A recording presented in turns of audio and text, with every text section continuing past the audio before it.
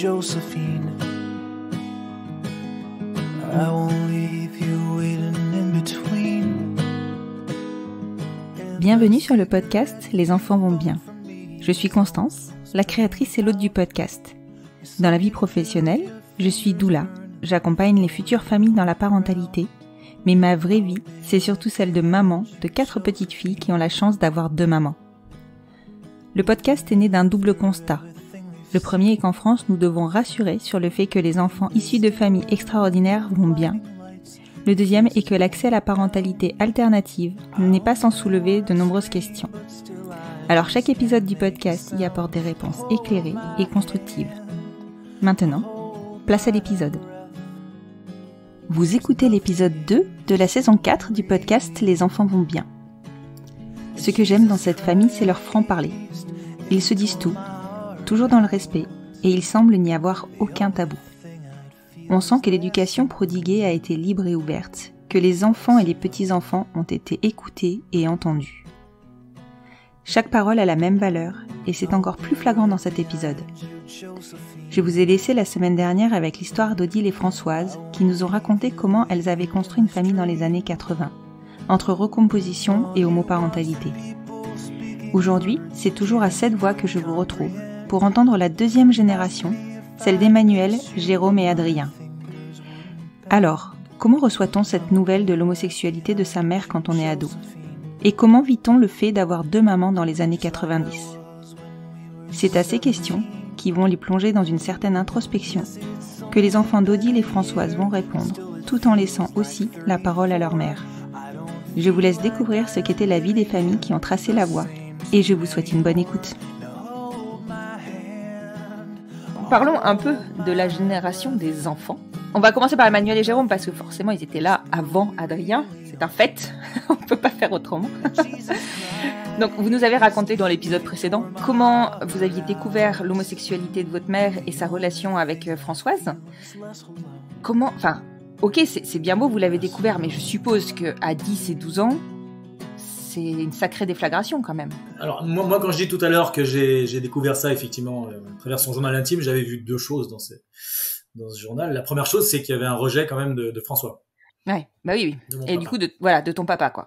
Et voilà. Donc ces 2 choses en fait, ça fait deux grosses nouvelles. Donc on avait compris qu'il y avait à la fois ce rejet et cette attirance pour les femmes. Alors je me souviens plus si ça parlait de Françoise à l'époque, je pense pas, je sais plus.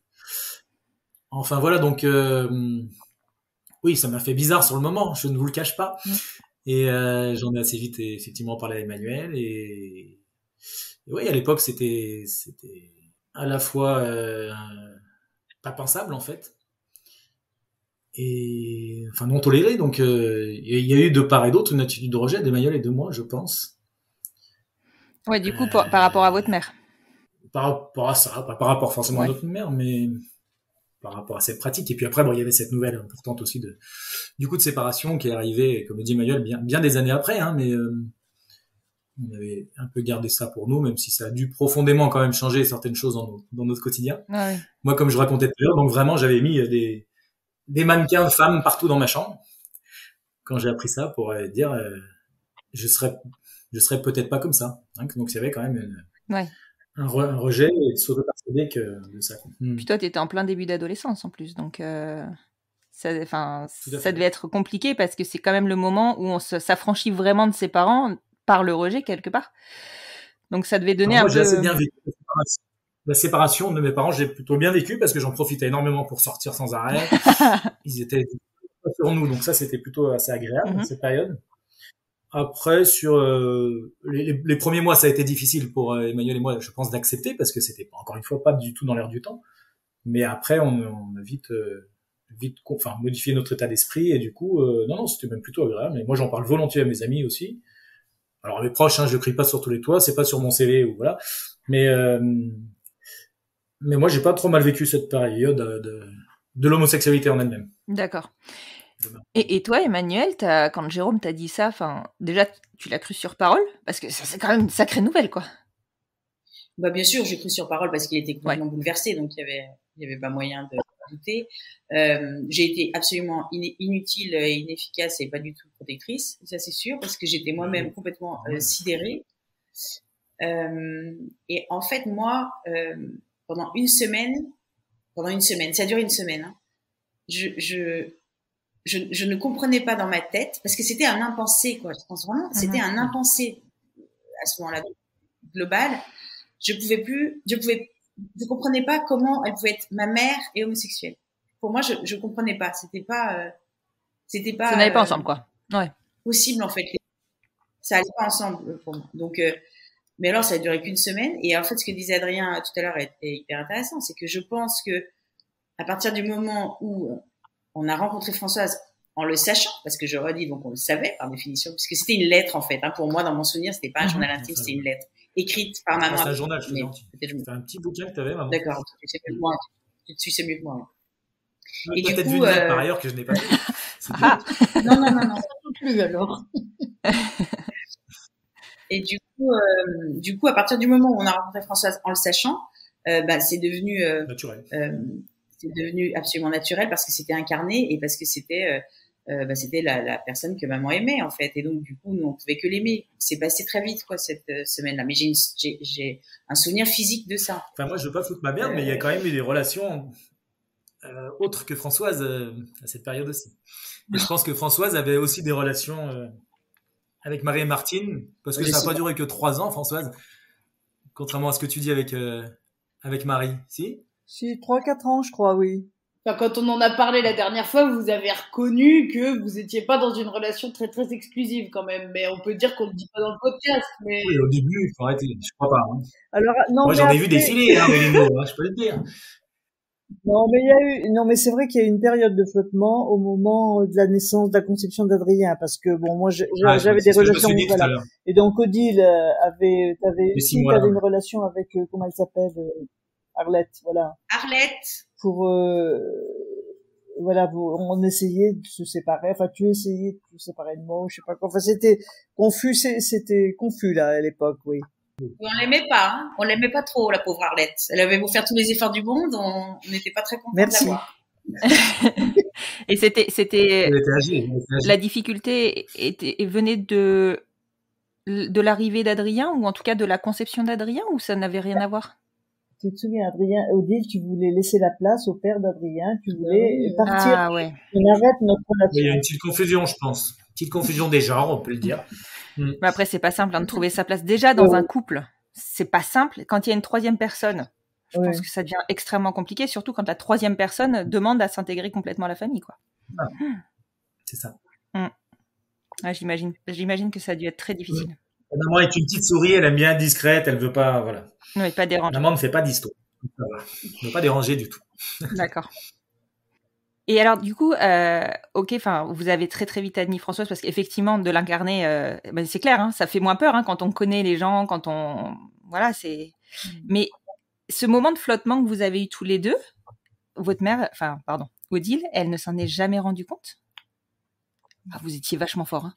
Je pense pas, parce que nos parents, papa était très très distant, lui, il était à la fois très occupé et dans sa vie de tous les jours très distant. Il vient d'une famille, donc son père était amiral de guerre. Mm-hmm. D'ailleurs, pour la petite anecdote, ça peut être sympa aussi, mais il a fait une enquête approfondie sur maman avant qu'ils ne se marient ensemble. Excellent. Et je crois qu'il n'a pas découvert son homosexualité. C'est là qu'on sent que l'enquête a été très très sérieuse, quoi. Sinon, ils n'ont rien laissé passer.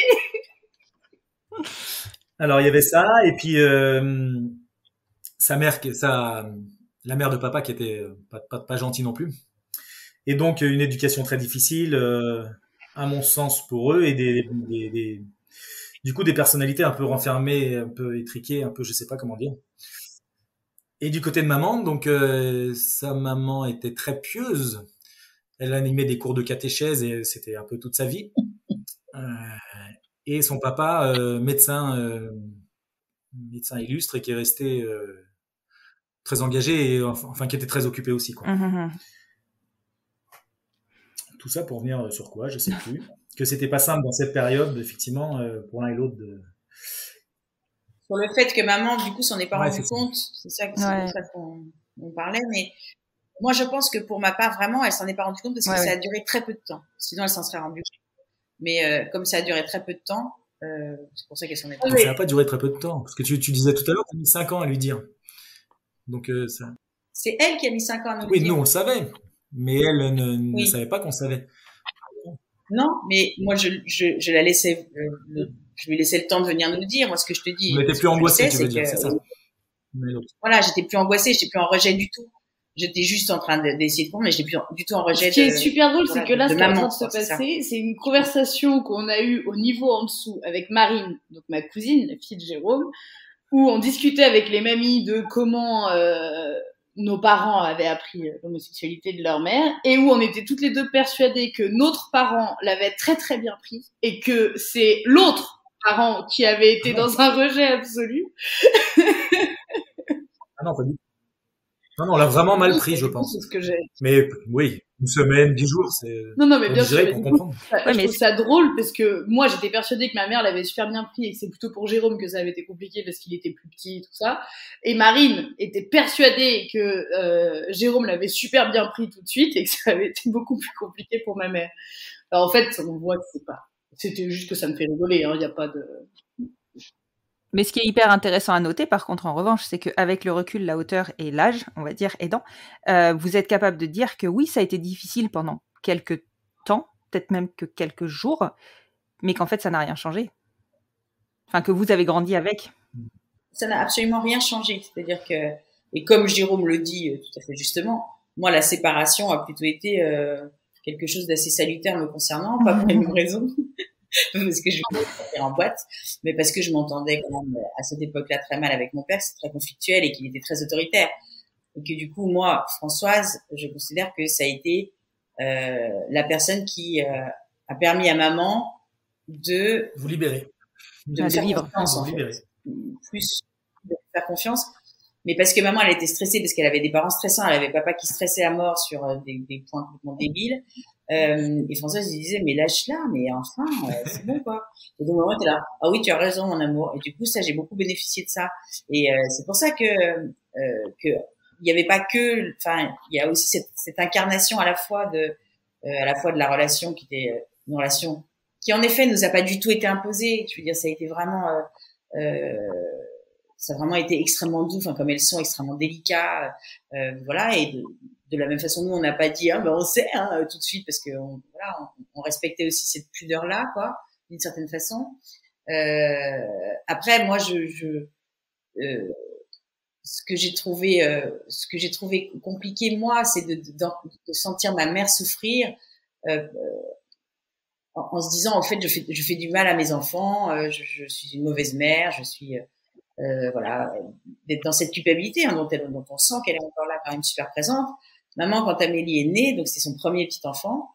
Quand Amélie est née, elle est venue au bout de 2 heures à la maternité. Elle m'a pris la main et elle m'a dit, je suis vraiment désolée que ta fille n'est pas, parce que ta fille ne va pas avoir une grand-mère normale. Je lui ai dit, mais enfin maman, à quel moment, enfin je veux dire, elle va juste avoir une mamie dingue, enfin je veux dire, une mamie tellement avec 12 milliards de qualités, de quoi tu. De mamie, mais en l'occurrence, elle parlait d'elle, c'est le point important. Et donc, il y a quand même cette culpabilité qui a jamais été traitée, enfin, qui a jamais été évacuée, qui est toujours là. Ouais. Je pense qu'au mariage, ça depuis le mariage, ça doit être bien plus. Ouais, ça a permis vraiment de mettre un pansement, comme disait tout à l'heure Françoise, sur toute cette culpabilité et ce vécu qui a été difficile. Puis surtout que la petite fille, elle s'en est remise, quoi, aussi. Oui, a priori, la petite fille, elle a pas l'air de s'en plaindre. Oui, enfin, quand même, moi je trouve quand même très symbolique que Amélie, au moment où elle l'a su de façon certaine, et je sais pas exactement quand est-ce que c'était, puisque quand je lui posais la question, je me faisais rembarrer de façon extrêmement violente, comme si j'étais totalement débile. Donc voilà, donc je le faisais pas trop fréquemment. Elle a été freinée dans le fait de le dire à ses proches ou à ses moins proches d'ailleurs, par le fait qu'elle ne voulait pas que les gens disent « Ah d'accord, mais c'est génétique en fait ». Mais oui, mais évidemment que ça a dû lui passer par la tête. Ça m'a pas passé par la tête, ça c'est resté 10 ans, ça a été un long passage. Ça a été un gros blocage en fait. Donc il y a quelque chose, voilà, il y a quelque chose qui se transmet aussi, quoi, de cette culpabilité, voilà. des douleurs associées à cette histoire-là. Alors, il y a des milliards de bonheurs, je veux dire, c'est évident, on est bien d'accord, mais c'est pas tant le rapport à l'homosexualité. Pour moi, c'est pas l'homosexualité enfin, c'est pas l'histoire de l'homosexualité qui fait qu'il y a des problèmes. C'est vraiment le fait qu'il y ait toute cette honte autour. C'est-à-dire que l'homosexualité sans la honte aurait fait qu'il n'y aurait pas eu de problème derrière, en fait. Bien, quand je parle de douleur, je parle de honte. C'est bien, mais juste que ce soit clair pour... Oui, oui, tout à fait. Mais je trouve que c'est super qu'il y ait des homosexuels, qu'il y ait des mères qui les entendent et qui soient sympas avec elles. Bah, c'est sûr que forcément, votre situation a généré de l'ouverture, si elle n'était pas déjà présente de base, on va dire, hein, chez vos enfants. Mais du coup, bah, pour les enfants à venir, le chemin, il était fait. Mais pour vous, c'est génial parce que vous avez vécu le changement, quoi. Oui. Le vrai changement. Oui. Ouais, c'est vous clair. êtes vraiment dans l'air du temps. L'actualité est plus du tout. Alors du coup, moi, il se passe quelque chose de très singulier me concernant, c'est que comme je suis au fond à la fois la fille et à la fois la mère d'homosexuels, je ne comment dire, le moindre propos homophobe, c'est pas que ça me, c'est que mais rien de le dire, j'ai un truc qui se passe à l'intérieur de moi qui fait que je deviens folle. Mais c'est-à-dire, je ne suis plus du tout pédagogique, je suis ignoblissime. Tous mes intimes ont hyper peur quand on sort qu'il y ait, parce que ils savent, mes intimes, que ça va faire un clash, mais un clash où je vais être, et je peux pas, je ne peux pas, je sais pas comment dire, on touche à mes deux amours les plus précieux, enfin je veux dire. Bien sûr. Et je souhaite pas du tout finalement cette position, même à ma périmie, au moment où ça se produit, je veux dire, parce que pour le reste évidemment si, mais parce que c'est doublement douloureux en fait, quoi. Bien sûr, bien sûr. Et puis c'est viscéral, hein, en tant que mère, c'est la chair de votre chair, donc c'est la chair de ta chair, donc forcément, on touche pas à nos enfants, quoi. Et puis ma maman, on touche pas à maman. Voilà, les parents, c'est ce qu'il y a de plus cher pour nous, donc non, c'est, oui, je pense que ça doit être une position extrêmement délicate. Déjà que nous, juste parents, on se sent investi d'une mission de les protéger par rapport à une situation qu'ils n'ont pas demandé à vivre. Alors, en plus, je comprends la double casquette là, c'est ouf. Ouais, je comprends complètement. Et dans tout ça, quand Adrien est arrivé, vous avez été mis au courant du projet à quel moment? Je sais pas de souvenir, c'est les mamies qui vont pouvoir nous dire. À quel moment vous nous avez annoncé qu'Adrien était... Alors, s'il n'y a pas de souvenir, c'est qu'il n'y a pas de sujet, j'ai envie de dire. Je me souviens pas d'avoir du jour où on leur a dit que j'étais enceinte, ou que même avant, cherchais à faire un bébé. Je me souviens pas parce que là, justement, c'était un peu cafouilleux Ouais, je pense que. Voilà, ouais. Le contexte. Mais en revanche, moi, je me souviens très bien du jour de la naissance d'Adrien, où on était tellement flippés parce que il était prématuré, parce que on savait que c'était compliqué, qu'il était en vulnérabilité. On a dormi, Jérôme et moi, dans le même lit, alors qu'on fait jamais ça, hein, parce qu'il fallait qu'on soit ensemble tous les deux, et on était complètement paniqués. On attendait le coup de fil, quoi. Tu te souviens, Jérôme? Je me souviens pas. Enfin, moi, je me souviens, mais complètement de cette nuit où on était absolument paniqués à attendre des nouvelles. Ouais. Là, les 2 ans d'écart doivent jouer sur les souvenirs, c'est sûr. Mais je comprends complètement. Et pour vous, vous aviez intégré que... La question, telle que je vais la poser, je pense, est horrible, hein, soyons clairs, mais pour vous, c'était intégré que c'était votre frère, à part entière. Oui.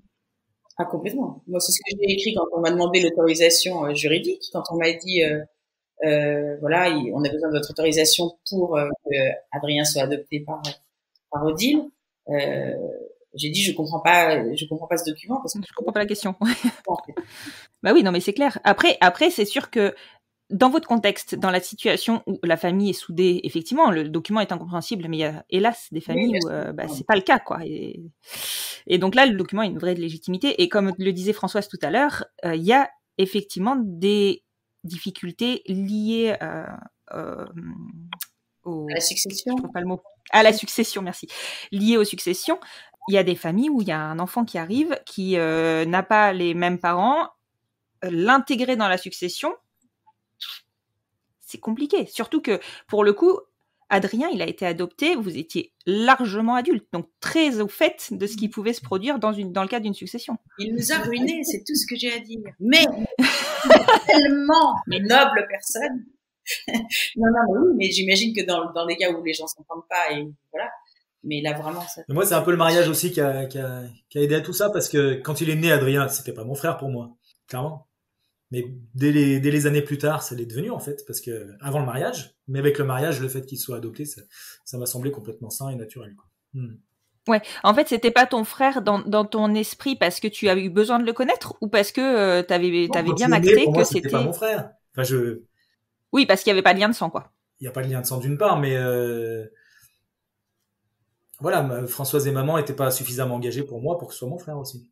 Ah, je comprends. Ouais, mais je comprends. Ouais. Je comprends le. Alors que finalement, un enfant, c'est quand même beaucoup plus engageant qu'un mariage. Ouais. Ouais, c'est marrant. C'est marrant, mais c'est qu'il y a une valeur derrière le mariage qui est. D'accord, ok. Je vieille France, mon amour. Pardon? Elle me demande si je suis vieille France, je lui dis peut-être. Et Adrien, du coup, toi, donc, t'as grandi avec 2 mamans. Ça a toujours été, du coup, pour toi, ça a toujours été clair que tu avais 2 mamans. Comment on grandit, comment on grandit avec 2 mamans? C'est une question complètement débile. Tu vas me répondre bien. Ouais, en fait, moi, j'ai quand même été toujours un peu, je pense, marqué, mais jusqu'au collège et puis au lycée, par l'idéal du couple hétérosexuel, des parents hétérosexuels, la maman, le papa, et surtout au niveau de la recherche du modèle, parce que, pour le dire peut-être un peu rapidement, en étant né prématuré et du coup cardiaque, j'étais pas déjà dans les carcans de la masculinité idéale. Je sais que gamin, je voulais faire du foot, mais que c'était complètement impossible, parce qu'au bout de 3 minutes, j'étais essoufflé, raide mort à côté du terrain. Et que, avec ça, j'ai eu vraiment une période où je me posais la question c'est un peu compliqué à formuler, mais où je savais pas trop quelle était ma place, quoi. Et le fait d'avoir 2 mères, à l'époque, je savais pas trop comment, je pense, gérer ça. Et en fait, ça s'est débloqué, mais de manière étonnamment simple, vu les années où ça a quand même été dur. Ça a été en allant voir, je crois que c'était un psychologue ou un psychiatre. Françoise, ça tu pourras le dire, tu t'en souviens peut-être mieux que moi. C'est un psychologue. C'était un psychologue, ouais, qui m'a en fait posé des questions assez simples sur ce que je ressentais, les problèmes que j'avais, et puis après avec d'autres trucs qui m'ont, j'ai vraiment eu un moment de bascule où je suis passé de quelqu'un de très renfermé à quelqu'un de beaucoup plus ouvert. Et il y avait un côté d'acceptance, mais encore une fois, c'est dur de le lier au fait d'avoir 2 mères, parce que c'était pas le fait d'avoir 2 mères qui me posait problème, parce que encore une fois, c'était un tout, en fait. Non, même pas, parce que les camarades de classe acceptaient bien. Moi, j'étais pas particulièrement en souffrance vis-à-vis de ça dans le foyer. Alors, j'ai fait ma crise d'adolescence comme tout le monde, mais j'étais pas dans un rejet. Je rejetais pas le fait d'avoir 2 mères. Je pouvais avoir des conflits avec mes parents, mais c'était pas. Je leur en voulais pas, par exemple, qu'elles aient choisi d'avoir. Enfin, je leur en voulais pas de ça, quoi, particulièrement. C'était plutôt sur des trucs du style à l'époque, c'était être devant l'ordinateur. C'était des trucs à la con, quoi, du gamin qui sont propres à cet âge-là. Et au final, je pense que c'était plus dû à un problème lié, encore une fois, à la masculinité, à ce que ça représente, que au fait d'avoir 2 mères. Donc c'est pour ça que c'est un peu compliqué à répondre, parce que Et est-ce que dans le lot de ce que tu n'arrivais pas, entre guillemets, à catégoriser ou à classifier, tu t'es posé des questions sur ton géniteur? Oui, alors j'ai eu une période où je suis parti à la recherche d'Albert, du coup, mon géniteur, parce que en tant que mec, je me disais ça va faire du bien de rencontrer mon père, ça va peut-être m'aider à me situer. Et c'était un échec complet vis-à-vis de ça. Alors ça m'a pas c'est un truc que j'ai pu passer rapidement parce qu'au final j'ai été élevé par Odile, j'ai grandi avec Odile, donc j'en ai fait le deuil très rapidement. Mais quand j'ai vu mon père, on a parlé genre 5 minutes et puis je l'ai plus jamais revu parce qu'il désirait pas me voir, quoi. Donc je pense que paradoxalement ça m'a aidé en fait à faire le deuil de ça aussi, de me dire oui effectivement de toute manière c'est pas mon père et la démarche c'est déjà un peu artificielle en tant que telle, quoi. Ça m'a permis de faire le deuil assez rapidement de ce point de vue-là. Oui, parce que... Il y avait le fait aussi, il y avait le fait aussi que comme Françoise, elle avait aussi pas mal de copines lesbiennes qui étaient en couple et qui avaient des enfants. Ça m'a aidé aussi à normaliser ça, c'est-à-dire que de me dire que j'étais pas tout seul, j'étais pas à part. En fait, c'est un truc assez banal. C'est juste que c'est pas tant répandu que ça dans la société, mais ça se fait. D'accord. Ah oui, donc vous aviez, Odile et Françoise, d'autres copines qui avaient des enfants aussi à ce moment-là. Il y avait Marie-Martine, il y avait Anne-Claude, et je dois en oublier. Il y avait ici. Ouais, vas-y Françoise.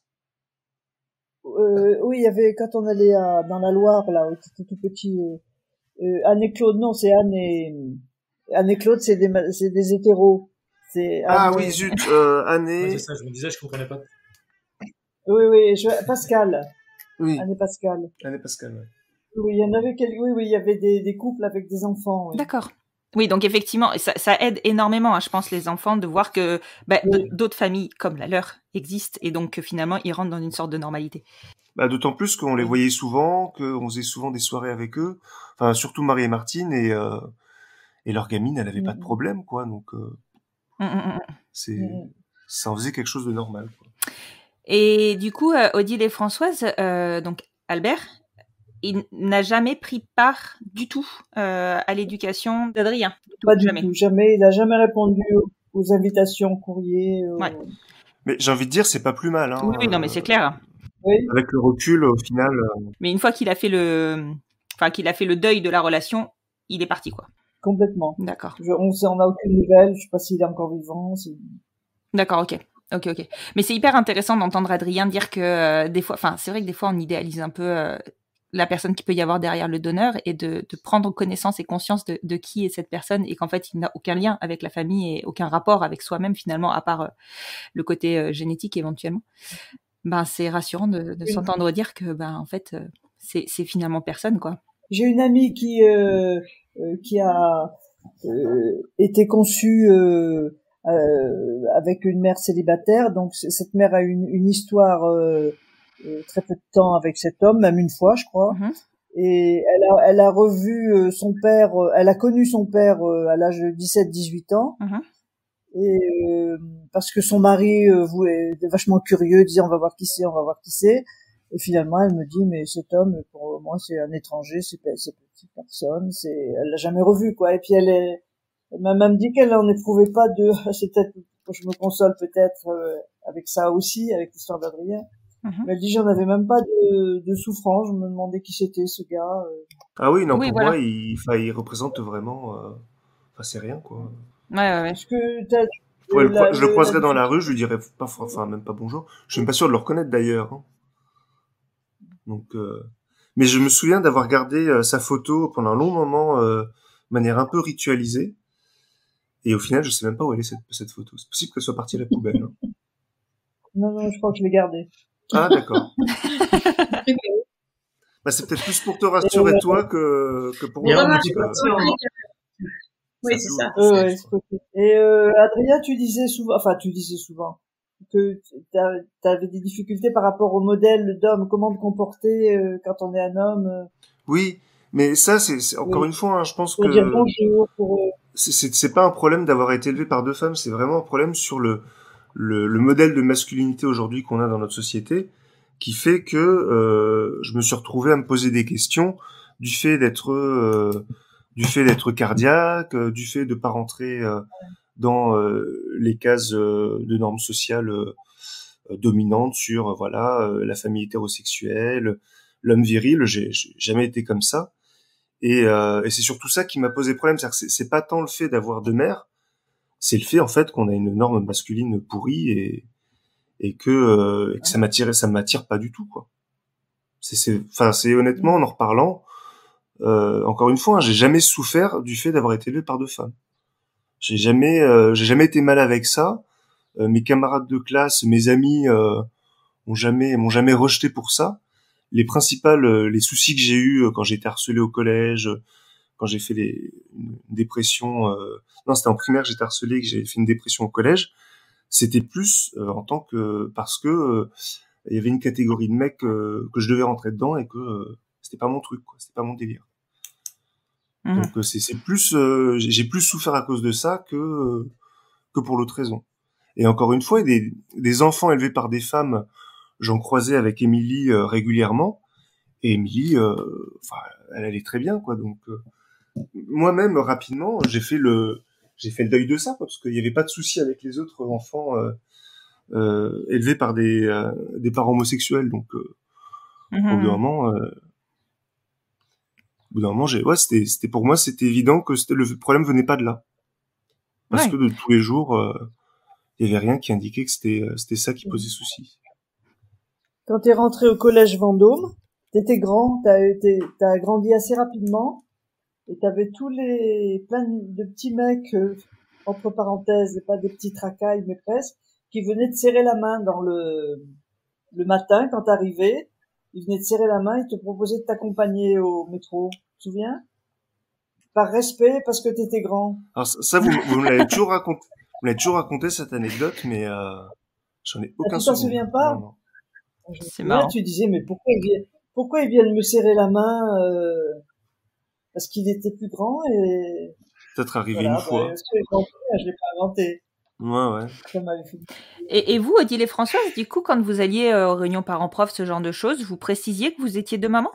Bon, moi j'y allais, c'est moi qui y allais, ouais. D'accord. Bon, en plus, en étant dans le milieu, je pense que ça passait plutôt crème. Oui, je savais nager dans les... C'est ça. Là où nous, on est un peu... quand on y va, on a l'impression qu'on repart au collège, quoi. Quelque chose peut-être qu'on n'a pas précisé aussi, c'est qu'il y a quand même eu une phase où on a eu du mal à se penser légitime en tant que parent et fils.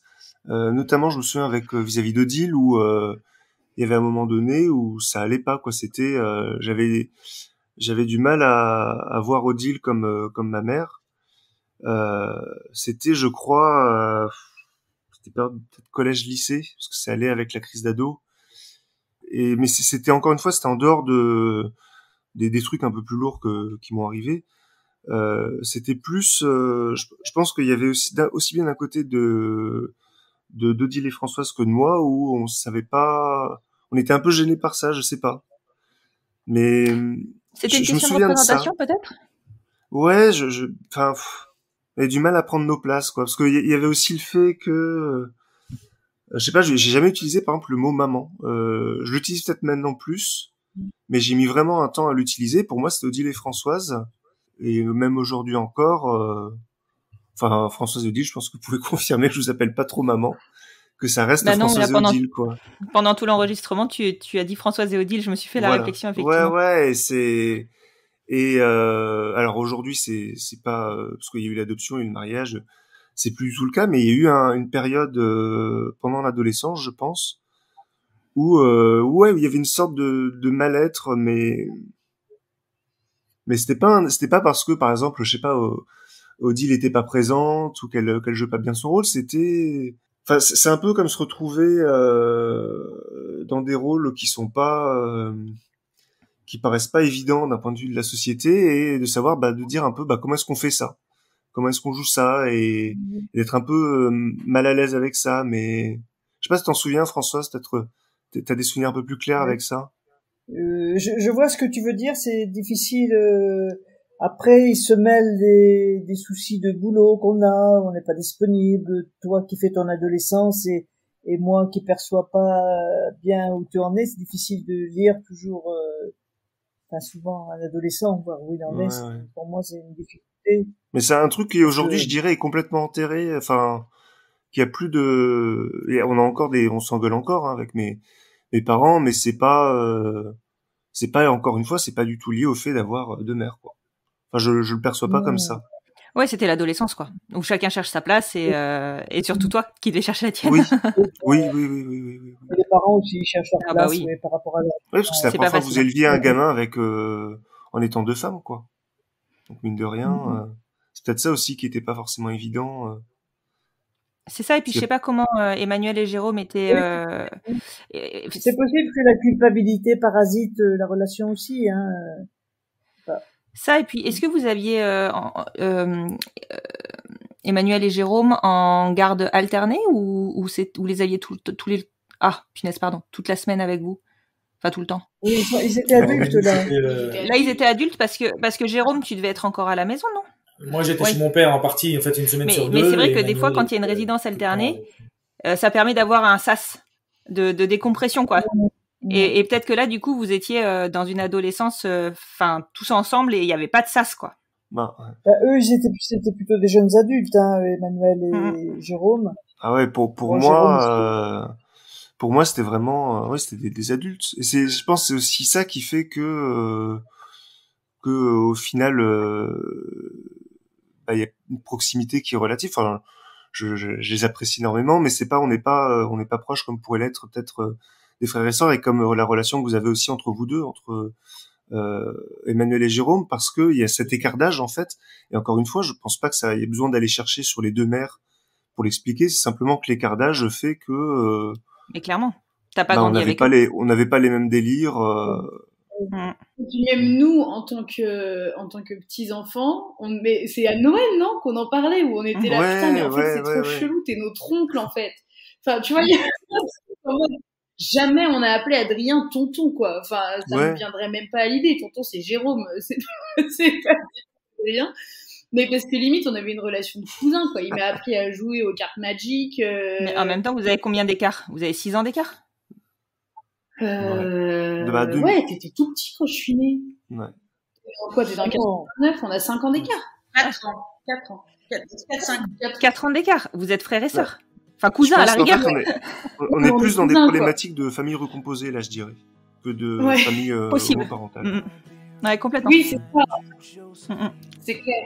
Ou de famille où il y a, tu sais, des générations d'écart entre le frère qui a des enfants au moment où il y a un enfant qui naît. Enfin, voilà, des familles où il y a des générations complètes d'écart. C'est ça. D'accord, bon. En tout cas, vraiment, je vous remercie beaucoup. Vous avez une famille qui est hyper plaisante à voir parce que moi, je vous vois. Alors, les auditeurs, vous verront pas, mais moi, je vois que vous êtes soudés tous ensemble, que vous avez certes vécu des difficultés, mais comme n'importe quelle famille vit, et c'est normal, c'est l'histoire de la vie.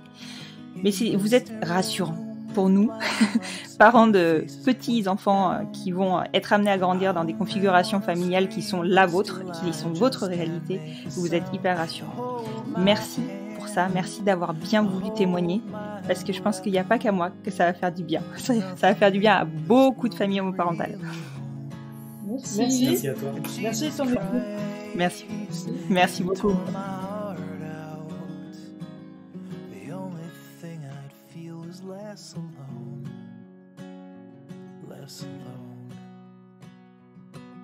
Non, ne vous inquiétez pas, cette saga familiale ne s'arrête pas là. La parole sera maintenant à la 3e génération, celle des petits-enfants. Je vous propose que nous nous retrouvions lundi prochain avec eux. D'ici là, parce que je sais que vous vous en inquiétez, je retrouve Léa et Caroline du Fil Rouge pour de nouveaux enregistrements, avec une rentrée sur les chapeaux de roue pour les unes comme pour les autres. Nous avons attendu d'atterrir pour mieux nous retrouver. Je vous rappelle qu'elles sont instites, donc la rentrée c'est un des gros temps forts de l'année. Enfin, vous me demandez souvent comment soutenir le podcast. Le meilleur moyen est de lui donner plus de visibilité. Partage sur les réseaux sociaux, notation sur les plateformes d'écoute, bouche à oreille, et je sais qu'il fonctionne bien. En gros, faites du bruit. Plus vous en ferez, plus ma reconnaissance sera grande. Merci pour votre soutien. Et maintenant que vous avez la pêche, je vous souhaite une excellente semaine.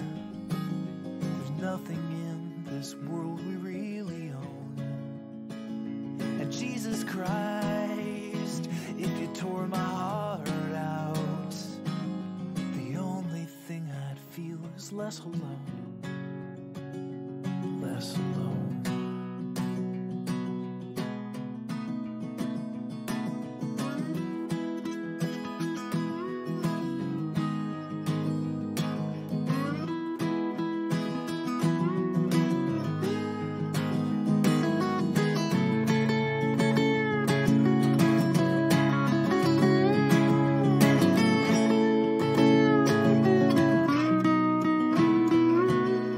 I'll be right behind you, Josephine.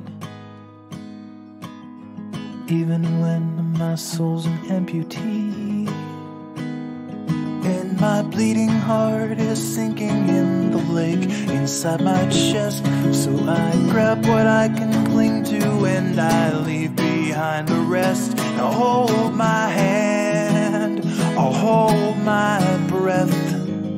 There's nothing in this world we really own.